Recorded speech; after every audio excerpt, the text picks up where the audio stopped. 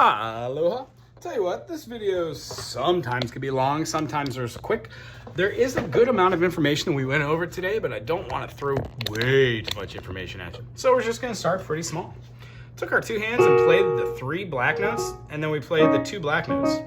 When we play these 2 black notes, this note is C sharp or a D flat. And then this note that goes a half step below, or a minor second, is a C major. When we go down to here, it's our C1, C2, C3, C4 is middle C, because it's right in the middle of both of the 88-sided keys.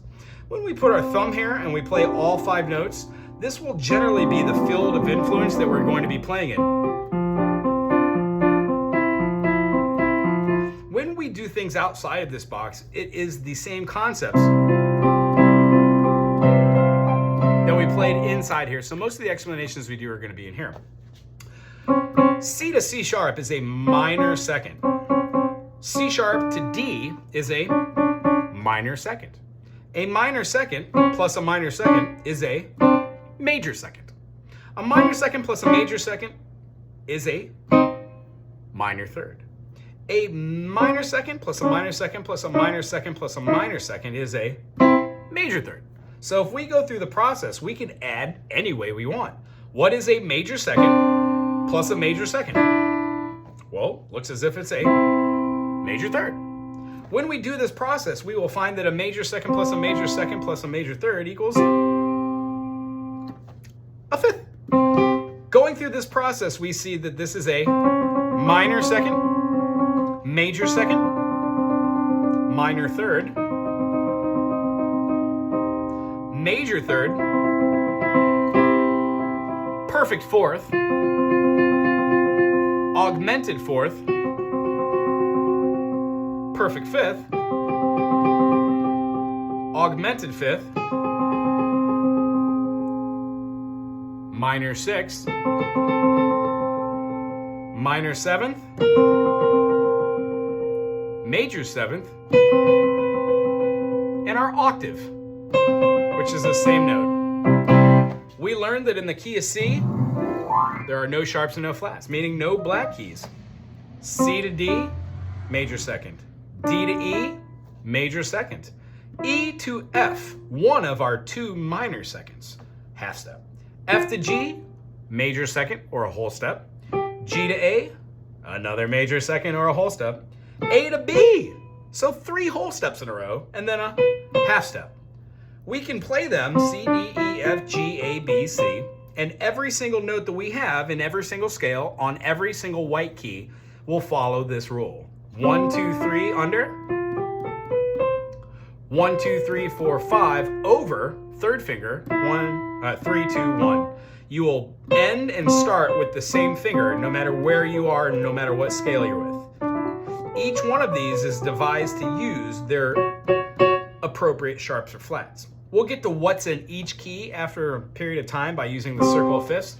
However, just being able to know that all the white keys, you could use that whole step, half step, whole step, whole step, half step, except for F. F, G, A, B flat, 4th finger, and then under C, D, E, F with these 4 fingers. Back down those 4 fingers over with the 4th finger, just like you went over with the 3rd finger. And what happens is it naturally puts your 4th finger as the last. With the crossover, it puts your thumb as the last. That's the only difference between F major and every other C, D, E, F, G, A, B, C. When we get into the flats and the black keys, it changes a little bit on where our position is, and we'll get to that later. However, this week, be attentive that C major goes to a D minor. D minor goes to an E minor. E minor goes to an F major. F major goes to a G major. G major goes to an A minor. A minor goes to a B diminished. And then that B diminished goes to a C major.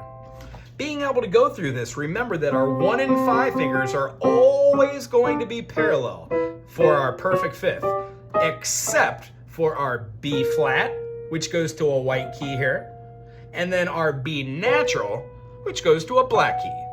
Both of these, when played with the respective major and minor, will move that middle finger from a major third to a major third. Major third, major third. However, each one of these, when we move this progression up, will also keep that same type of feeling. So concentrating on where our 1 and 5 are is very important. Remember, these all have names: C, D, E, F, G, A, B, C. We could hold them for durations of 1, 2, 3, 4, 2, 2, which are whole notes, which has a duration of 4 beats. I'm just going to do a 1, 2, 3, 4 progression using the different types of note structures. The first one being a whole note, the second one being a half note.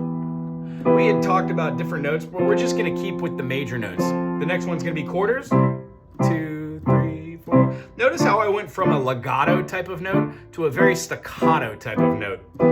You don't always have to play quarter notes as staccato. You can play them as legato too. They just bleed over into the next, or they dissipate a little bit longer. The next ones are going to be eighth notes. 1, 2, 1, 2, 1, 2, 1, 2. Basically, there's 2 notes for each quarter we played. And you'll notice right now I'm just moving up my triads, and then I'm using different fingering than what we went over.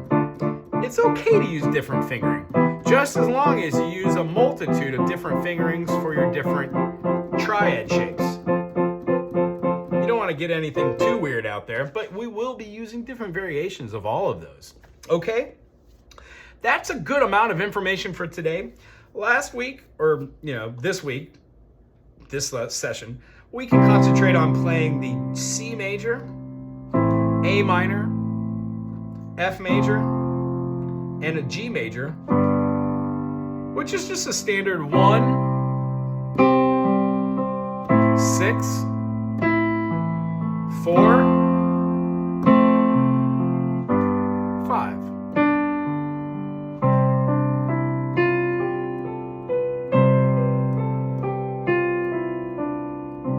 The idea of playing those single individual notes as scales, they become melodies using accent notes. We're going to be working on that in the future, but make sure we're working on right now just the duration of notes.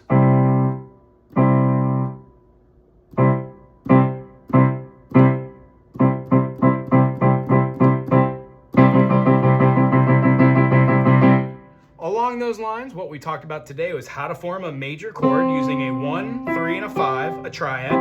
What chords are in the key of C major, meaning no sharps and no flats, that the 7th is super special as being B diminished. And when we go, the B diminished always resolves to the next half step. It's really good seeing you today. We'll see you next week.